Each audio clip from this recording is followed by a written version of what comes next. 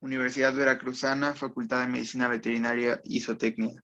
Patología general, a cargo del médico veterinario zootecnista Justino Figueroa Velarde. Necropsia en bovinos, presenta Héctor Alejandro Contreras López. ¿Qué es la necropsia? La necropsia es una herramienta diagnóstica la cual nos va a permitir una fácil identificación de ciertas lesiones anatomorfológicas de algunas patologías. Tiene como objetivo descubrir, comprobar y determinar las causas de muerte del animal. Los pasos a seguir antes de realizar una necropsia. Tenemos el primero, minimizar el proceso de autólisis, manteniendo el cadáver en lugares frescos, con sombra, y especialmente esto debe tenerse en cuenta cuando son las épocas en las cuales la temperatura ambiente es mayor. Debemos portar ropa adecuada, guantes, barbijos, sobre todo cuando se sospecha de la presencia de alguna enfermedad zoonótica. En la siguiente debemos tener el material adecuado para trabajar, como cuchillos afilados, sierras, serruchos, hachas, etc. Debemos poseer elementos para la higiene posterior como son desinfectantes, jabones o toallas. Poner las muestras en recipientes adecuados para examinar posteriormente diferentes órganos y tejidos.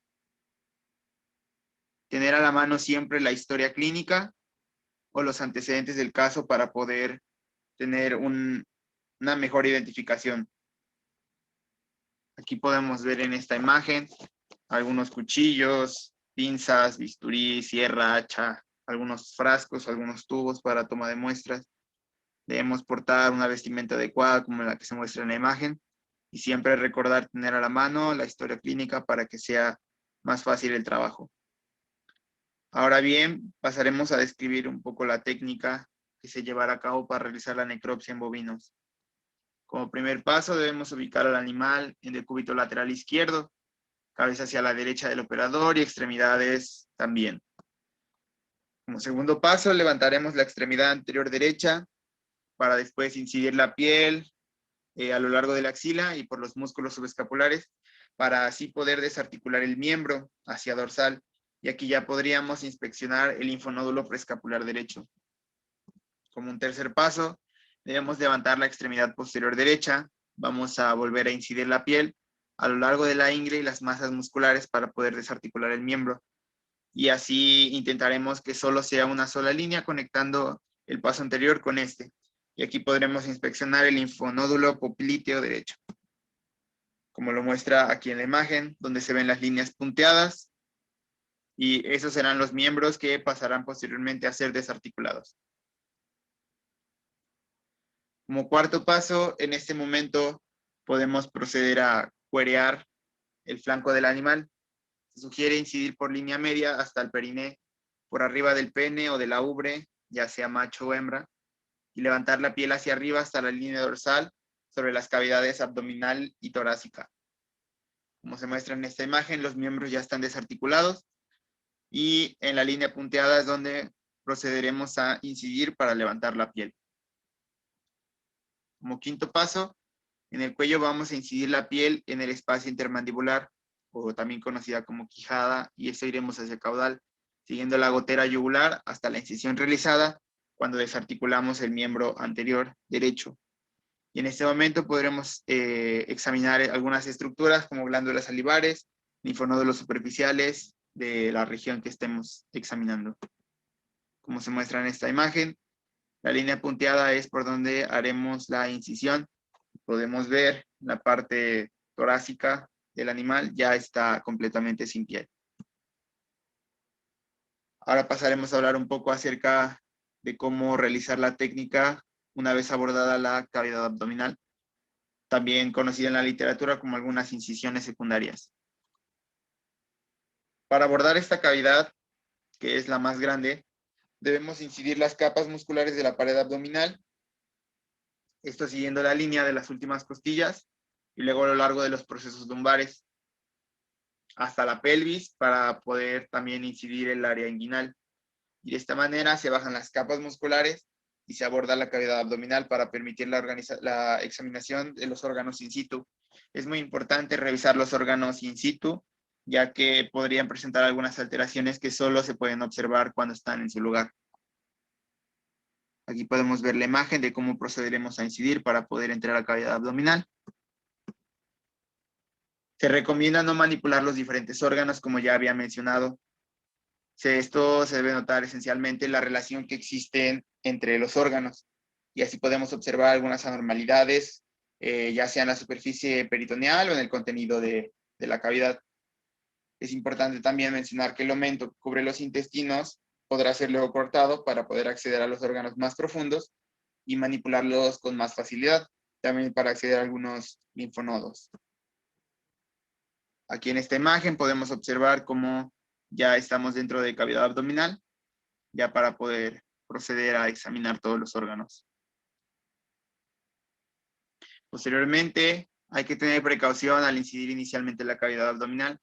Esto debido a que el tracto gastrointestinal podría estar distendido por la presión del gas que se acumula dentro del estómago, y suele ser frecuente la incisión de algunos órganos que provoque la salida brusca de gas o de contenido de ciertos órganos, y eso podría dificultar el trabajo.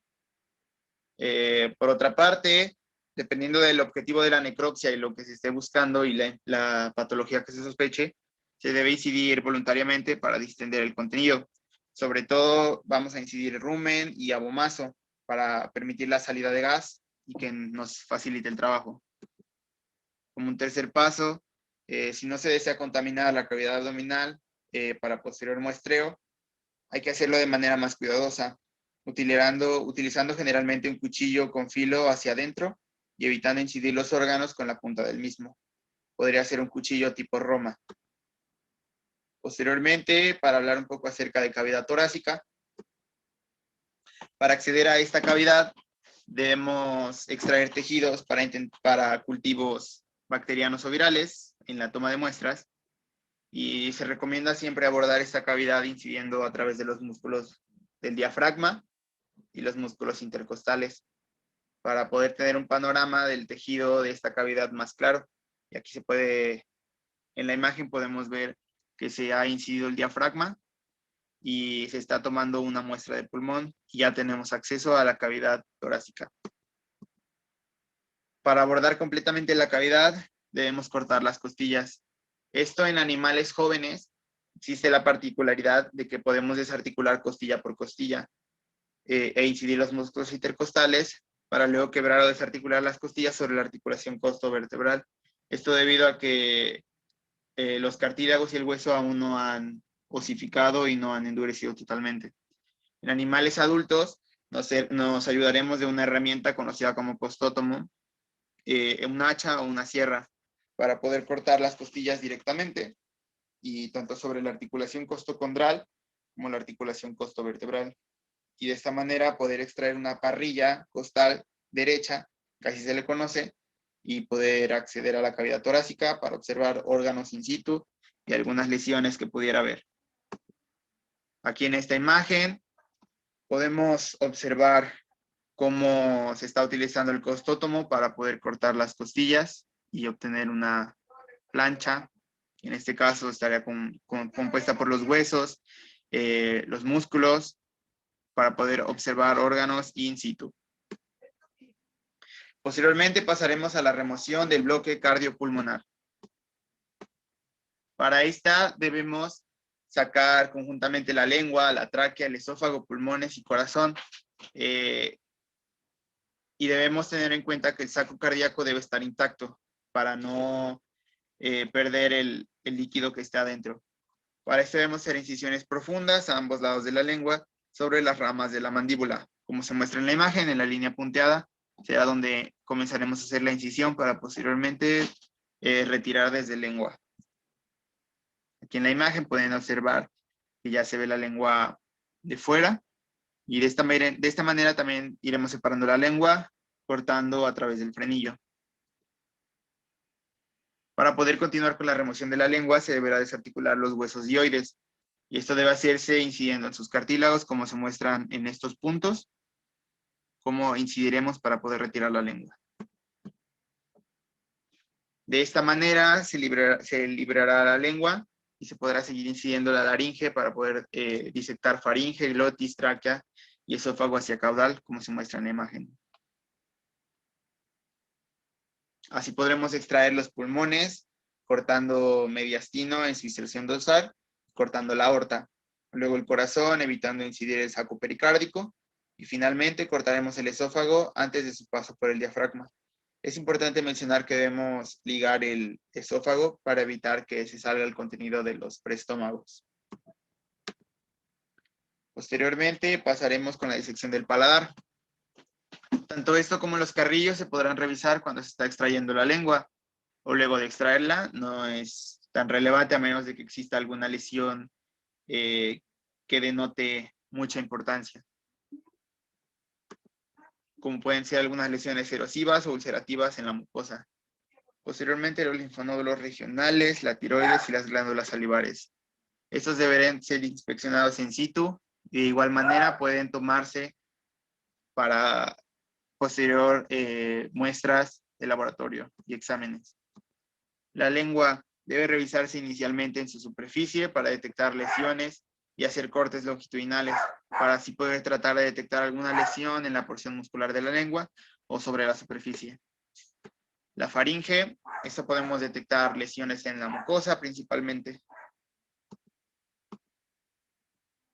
Para el esófago se puede disectar también con la tráquea o simplemente abrirlo in situ desde la luz con un cuchillo, con unas tijeras a lo largo de toda su extensión. De esta manera se podrá revisar la mucosa para tratar de detectar ciertas lesiones como algunas úlceras en la extensión, entre algunas otras. La tráquea, bronquios y pulmones. Es muy importante abrir la tráquea desde la luz en toda su extensión. Aquí nos podemos ayudar de un cuchillo o unas tijeras, sobre todo lesiones en la mucosa.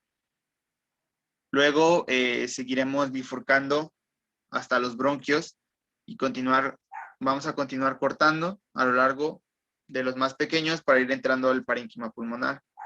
Debemos hacer cortes longitudinales en las diferentes áreas pulmonares para detectar la presencia de cambios en la consistencia y coloración. Los cortes los realizamos como si estuviéramos cortando un pan de caja. Aquí podemos ver en las imágenes cómo se realizan los cortes para observar, en este caso, pulmón. Aquí podemos ver la tráquea en las bifurcaciones. Además de esto, debemos revisar los linfonódulos mediastínicos y otras estructuras anexas. Una vez que se haya extraído todos los órganos en la cavidad torácica, debemos revisar superficie costal, las vértebras, esternón, la pleura, porque se llegan a encontrar ciertas lesiones. Debemos examinar la médula ósea de las costillas. Esto lo haremos fracturando algunas, tomando muestras. Y a su vez también debemos examinar el diafragma. Posteriormente, para la disección del corazón, debemos tener en cuenta que debemos abrir el saco pericárdico para observar ciertas características, como la cantidad de líquido pericárdico y algunas otras anormalidades que pueda presentar. Para abrir el corazón debemos cortarlo a lo largo de los ventrículos izquierdo y derecho para examinar válvulas, aurículas, salida de grandes vasos, y esto debe ser muy cuidadosamente. Posteriormente iremos más hacia cavidad abdominal para revisar la remoción del bloque digestivo. Para esto debemos principalmente remover el hígado. Esto lo vamos a hacer disectando desde el duodeno y desde sus inserciones para así tener una mayor examinación de este. Debemos evaluar el tamaño de la vesícula biliar y aquí podemos presionarla para corroborar que no haya salida del bilis hacia el colédoco o para descartar posibles obstrucciones en esta. Debemos abrir la vesícula biliar y los conductos biliares con ayuda de las tijeras o de algún cuchillo pequeño. Y aquí seguiremos su recorrido para evaluar la presencia de algunas estructuras parasitarias como lo son los tremátodos. Debemos examinar el linfonódulo hepático cercano a la descarga del colédoco en el duodeno.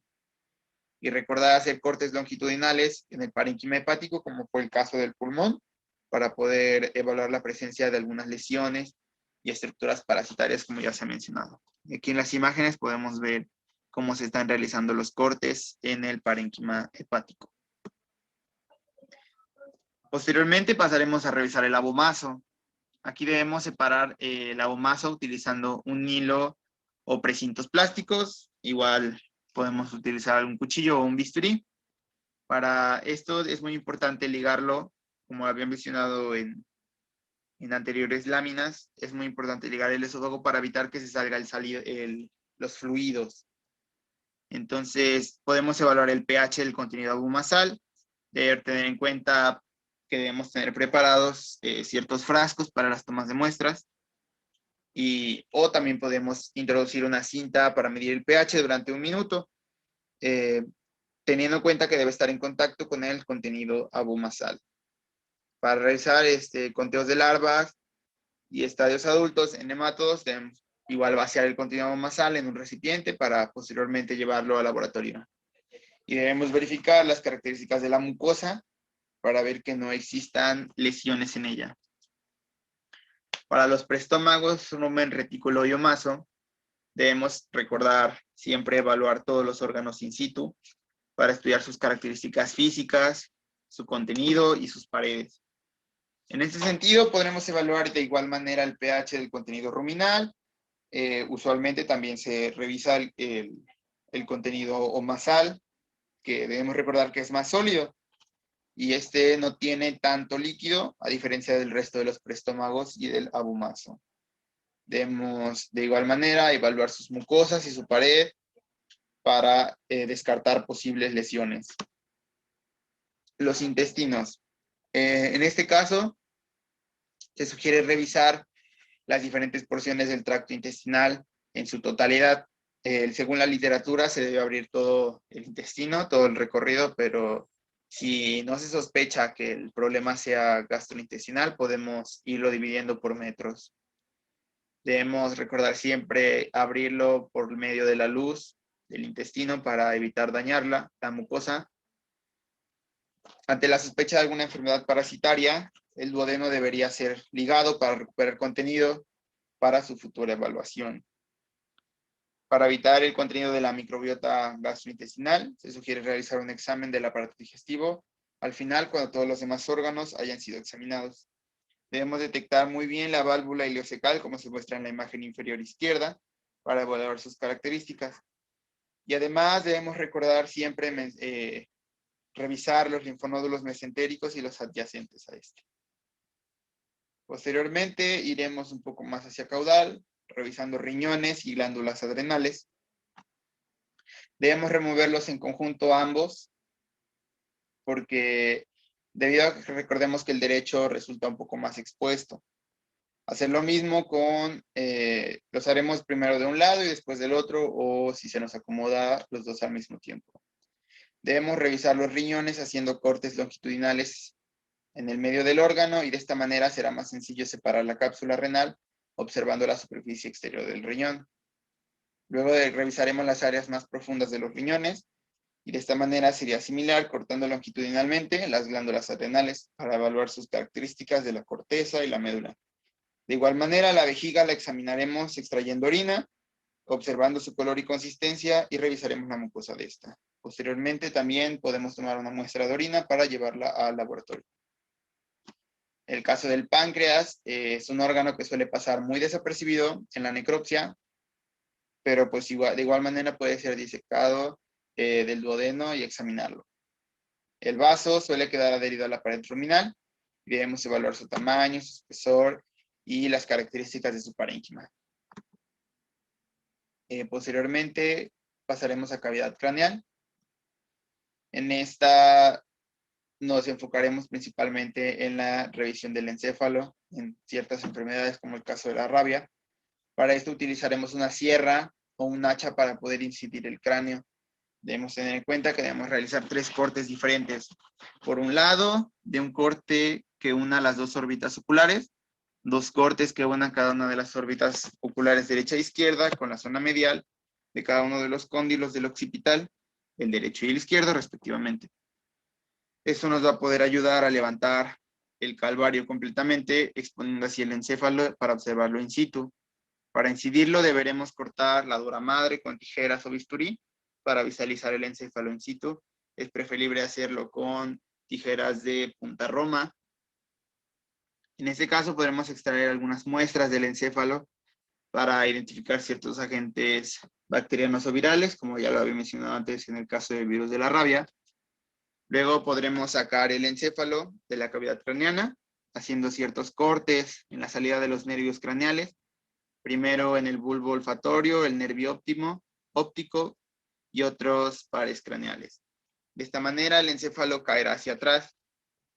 Debemos tener siempre en cuenta que debemos examinar el cerebro por completo, evaluando las meninges y luego cortando transversalmente en rodajas para poder evaluar el neuropilo. Esta es la forma en la cual, siguiendo las líneas punteadas, realizaremos los cortes para poder observar primeramente el encéfalo in situ y posteriormente pasar a tomar ciertas muestras. Como aquí podemos ver, se están haciendo la remoción de las meninges y posteriormente se están realizando ciertos cortes en el encéfalo. En el caso de los ojos y algunas estructuras orbitales, debemos utilizar siempre un bisturí o unas tijeras curvas pequeñas para cortar alrededor del margen orbital, ayudándonos con una pinza para poder sostener los ojos. Vamos a extraer las órbitas y todas las estructuras blancas que se encuentren dentro, cortando al fondo el nervio óptico, como se muestra en la imagen. Debemos siempre recordar examinar párpados, músculos oculares y glándulas lagrimales. Debemos fijar el globo ocular en formol o en fijador de Senkel y una vez fijado, cortarlo verticalmente y revisar las estructuras internas. De igual manera, esto se podrá llevar al laboratorio para exámenes posteriores. Y aquí también, una vez que cortemos el ojo a la mitad, podremos extraer humor vítreo, la cámara vítrea o acuosa, que es también conocida como cámara anterior, para futuros análisis, como ya había mencionado. En caso de oídos externos, medio e interno, debemos siempre examinar y cortar los pabellones del oído, observando posible presencia de parásitos como lo son las garrapatas, muy comunes en el trópico. Exponer y examinar el canal auditivo externo y los tímpanos. Con un forceps para hueso y un cincel debemos exponer las estructuras del oído medio e interno. Y ya por último, en el caso de la cavidad nasal, debemos examinar el interior de la cavidad nasal y si fuera necesario hacer cortes transversales para poder tener acceso hacia los senos. Y los senos podrían estar abiertos si es necesario y se sospecha de un problema respiratorio. Y bueno, la bibliografía de la cual nos basamos, en este caso fue de Canton y Odriozola en el 2019, técnica de necropsia de rumiantes, recolección de muestras para laboratorios de diagnóstico veterinario, Buenos Aires, INTA. Gracias.